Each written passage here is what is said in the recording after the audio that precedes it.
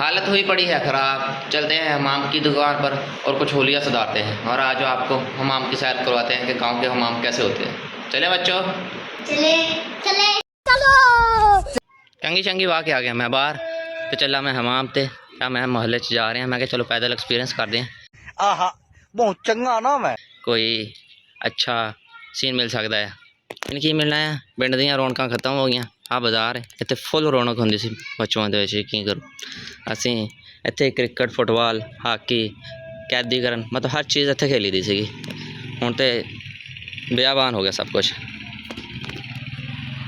ਕਿੱਥੇ ਗਈਆਂ ਪਿੰਡ ਦੀਆਂ ਰੌਣਕਾਂ, ਟਾਲੀਆਂ ਤੇ ਬੇਰੀਆਂ, ਕਿੱਥੇ ਗਈ ਪਿੱਪਲਾਂ ਦੀ ਛਾਂ ਨਹੀਂ। ਆਹ ਸੀਨ ਚੱਲਦਾ ਪਿਆ। ਲੋਕੀ ਜਿਹੜੇ ਕਰਦੇ ਬਸ ਕੰਮ ਹੀ ਕਰਦੇ ਨਜ਼ਰ ਆਉਂਦੇ ਆ, ਹੋਰ ਕੁਛ ਨਹੀਂ। ਰੌਣਕਾਂ ਇਸ ਲਈ ਖਤਮ ਹੋ ਜਾਂਦੀਆਂ ਕਿਉਂਕਿ ਸਾਰਿਆਂ ਨਾਲ ਵੱਡਾ ਪਿਆਰ ਹੀ ਪੈਸਾ, ਯਾਰ ਇਹ ਪੈਸਾ। ਸਾਰੇ ਉਹਨੂੰ ਕਮਾਉਣ ਨਿਕਲ ਜਾਂਦੇ ਆ ਅਤੇ ਪਿੰਡ ਦੀਆਂ ਰੌਣਕਾਂ ਖਤਮ ਹੋ ਜਾਂਦੀਆਂ। ਚਾਚੂ ਜੀ ਖੜੇ।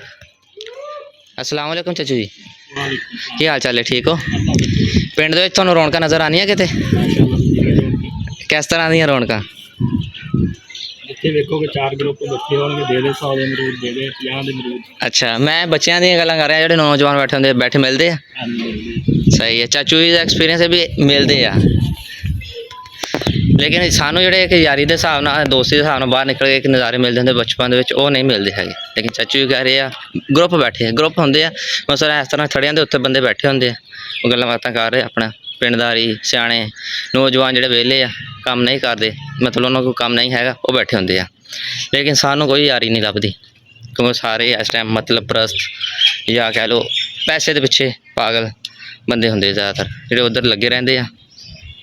ਅਤੇ ਇਸ ਲਈ ਰੌਣਕਾਂ ਘੱਟ ਹੀ ਆ। ਚਾਚੂ ਜੀ ਆਪਣਾ ਐਕਸਪੀਰੀਅੰਸ ਆ ਕਿਉਂਕਿ ਉਹ ਬਾਹਰੋਂ ਆਉਂਦੇ ਆ। ਜਿਹੜੇ ਪਿੰਡ ਦੇ ਵਿੱਚ ਰਹਿੰਦੇ ਉਹ ਬੰਦੇ ਅੱਛੀ ਤਰ੍ਹਾਂ ਜਾਣਦੇ ਆ ਕੀ ਸੂਰਤ ਹਾਲ ਆ, ਕੀ ਚੱਲ ਰਿਹਾ।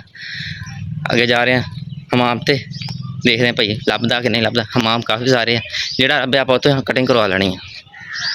ਆ ਪਿੰਡ ਕਿਤੇ ਤੁਹਾਨੂੰ ਕੋਈ ਬੰਦਾ ਨਜ਼ਰ ਨਹੀਂ ਆਏਗਾ। ਆਹ ਹਮਾਮ ਦੀ ਦੁਕਾਨ ਇੱਥੇ ਭਾਈ ਹੈ ਨਹੀਂ, ਭਾਈ ਸ਼ਾਹ ਦਾ। ਫਿਰ ਆਪਾਂ ਅਗਲੀ ਦੁਕਾਨ 'ਤੇ ਚੱਲ ਜਾਂਦੇ ਹਾਂ। ਭਾਈ ਤੋਂ ਮੁਰਾਦ ਕਹਿਣੇ ਤੋਂ ਸੀਗਾ ਉਹ ਬੰਦੇ ਬੈਠੇ ਹੋਏ। ਮੈਂ ਕਿਹਾ ਚਲੋ ਪਿੱਛੋਂ ਸ਼ੁਰੂ ਬਣਾ ਲੈਂਦੇ ਹਾਂ।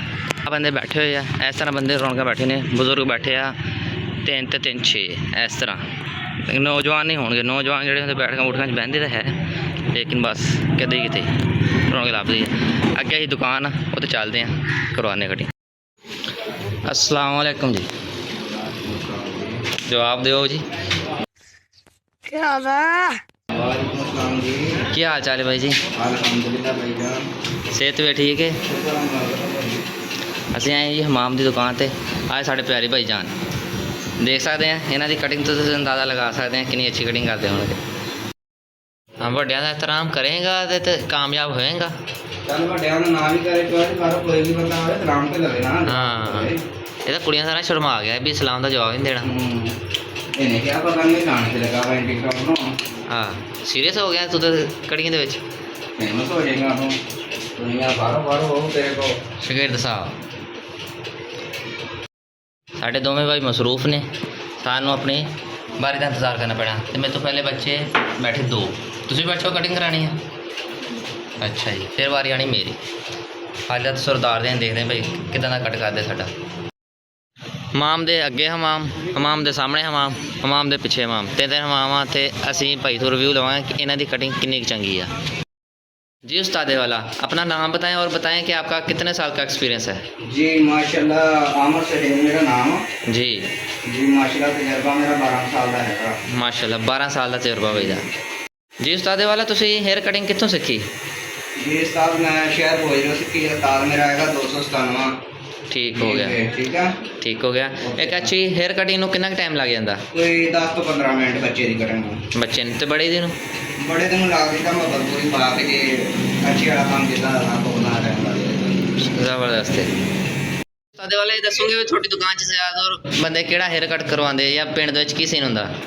ਜੀ ਸਰ ਸਾਰੀਆਂ ਮਾਸ਼ਾਅੱਲਾ ਚੱਲਦੀ, ਜਿਹੜਾ ਜਿੱਦਾਂ ਹਰ ਬੰਦੇ ਦਾ ਆਪਣਾ ਸਟਾਈਲ ਆ। ਆਪਣਾ ਸਟਾਈਲ ਆ ਹਰ ਬੰਦੇ ਦਾ, ਜਿੱਦਾਂ ਤੇ ਕੋਈ ਕਹਿੰਦਾ ਉਹਦਾ ਕਰ ਦਈਦਾ। ਠੀਕ ਹੋ ਗਿਆ। ਮੇਨ ਕੁਐਸਚਨ ਆ ਜਾਂਦਾ ਉਸ ਦਿਨ ਪ੍ਰਾਈਸ ਦਾ, ਕੀ ਪੈਸੇ ਚਾਰਜ ਕਰਦੇ ਹੋ ਤੁਸੀਂ? ਪੈਕੇਜ ਕੀ ਹੁੰਦਾ ਹੈ? ਵੈਸੇ 100 ਰੁਪਿਆ ਕਟਿੰਗ ਲੈ ਰਹੇ ਹਾਂ। 100 ਰੁਪਇਆ ਕਟਿੰਗ। ਹਾਂਜੀ, ਤੇ ਬੜੇ 80 ਰੁਪਏ ਖਾਦਾ ਲੈ ਰਹੇ ਹਾਂ। ਠੀਕ ਹੋ ਗਿਆ।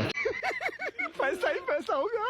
ਵੀ ਆਪਣੇ ਫੇਸ਼ੀਅਲ ਦੀ ਪ੍ਰਮੋਸ਼ਨ ਕੋਈ ਖਾਸ ਫੇਸ਼ੀਅਲ ਜਿਹੜਾ ਜਿੱਦਾਂ ਦੇਖੋ ਨਾ ਤੁਸੀਂ ਕਿੰਨੇ ਪਿਆਰੇ ਲੱਗ ਰਹੇ ਆ, ਕਿਹੜਾ ਫੇਸ਼ੀਅਲ ਇਸਤੇਮਾਲ ਕਰਦੇ ਆ, ਕਿਹੜਾ ਲਗਾਉਂਦੇ ਆ? ਮੈਂ ਜੋਰੀ ਸਾਹਿਬ ਨਾਈਟ ਕਰੀਮ ਲਾਣਾ ਵਾ। ਅੱਛਾ, क्या बात है सर, क्या बात है सर। ਉਹ ਜਿਹੜੀ ਸ਼ਾਦੀशुदा ਸਾਰਿਆਂ ਨੂੰ ਲੱਗਦੀ ਹੈ ਮਾਸ਼ਾਅੱਲਾ, ਉਹ ਲੱਗਦੀ ਹੈ ਮੇਰੇ।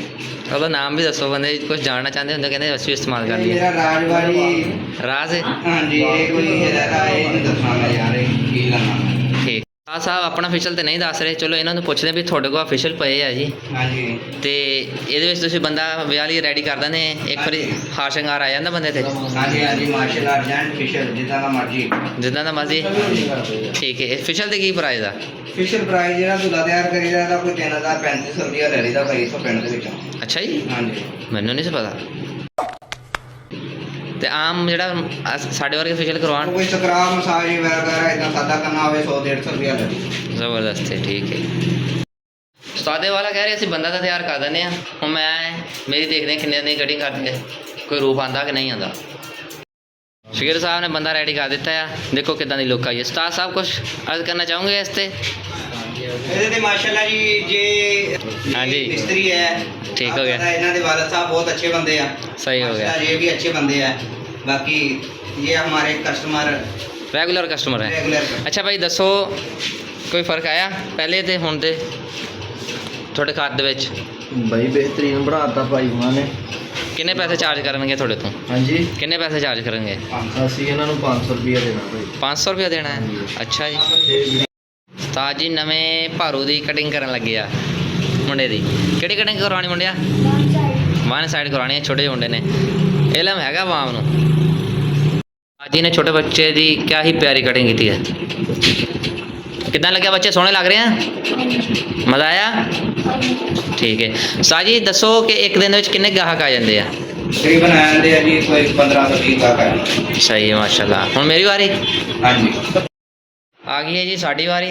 ਉਸਤਾਦ ਜੀ ਖੱਤ ਕਰਨਾ ਹੈ ਤੇ ਇਦਾਂ ਕਰਨਾ ਪਤਾ ਨਾ ਲੱਗੇ, ਬਾਲ ਵੀ ਕੱਟਣੇ ਤੇ ਇਦਾਂ ਕਰਨਾ ਪਤਾ ਨਾ ਲੱਗੇ। ਅੰਮੀ ਨੇ ਕਿਹਾ ਸੀ ਛੋਟੇ ਛੋਟੇ ਕਰਵਾ ਕੇ ਆਣੇ ਆ, ਹੋ ਜਾਣਗੇ? जी हो ਚਲੋ ਸ਼ੁਰੂ ਕਰ ਦਿਓ, ਦੇਖਦੇ ਹਾਂ ਕਿੰਨਾ ਟਾਈਮ ਲੱਗਦਾ ਮੈਨੂੰ। ਜੀ ਵੁਲਫ ਕਟਿੰਗ ਹੋ ਜਾਏਗੀ?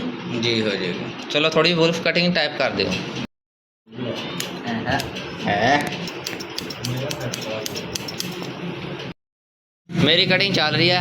ਆ ਸਾਡੇ ਅਜ਼ੀਮ ਭਾਈ ਸਾਡੇ ਕੋਲ ਆਏ ਆ, ਸਾਡੇ ਇਲਾਕੇ ਦਾ, ਸਾਡੇ ਪਿੰਡ ਦਾ ਨਾਮ ਰੋਸ਼ਨ ਕੀਤਾ ਇਹਨਾਂ ਨੇ ਵੇਟ ਚੈਂਪੀਅਨਸ਼ਿਪ ਦੇ ਵਿੱਚ। ਜੀ ਭਾਈ ਜਾਨ, ਕੁਝ ਕਹਿਣਾ ਚਾਹੋਗੇ ਤੁਸੀਂ? ਬੜੀ ਮਿਹਰਬਾਨੀ ਜਨਾਬ ਤੁਹਾਡੀ। ਭਾਈ ਨੂੰ ਲਾਈਕ ਫਾਲੋ ਜ਼ਰੂਰ ਕਰਨਾ ਜੀ। ਤੇ ਸ਼ਾਮੀ ਇਨਸ਼ਾਅੱਲਾ ਭਰਾ ਨੂੰ ਅਸੀਂ ਇੱਕ ਹੋਰ ਨਵੀਂ ਚੀਜ਼ ਦੇ ਰਹੇ ਹਾਂ। ਅੱਛਾ ਜੀ। ਅਸੀਂ ਆਪਣੇ ਕਲੱਬ ਭਾਈ ਨੂੰ ਇਨਵਾਈਟ ਕਰ ਰਹੇ ਹਾਂ, ਉੱਥੇ ਆਓ, ਉੱਥੇ ਆ ਕੇ ਸਾਡਾ ਮੇਰਾ ਰੋਲ ਵੇਖੋ, ਉਹਨਾਂ ਨੂੰ ਮੇਰਾ ਕੈਮਰੇ ਦੇ ਵਿੱਚ ਯਾਦਗਾਰ ਬਣਾਓ। ठीक हो गया। पता लगे। जी जी ऐसे एक्सेप्ट कर दे भाई जी।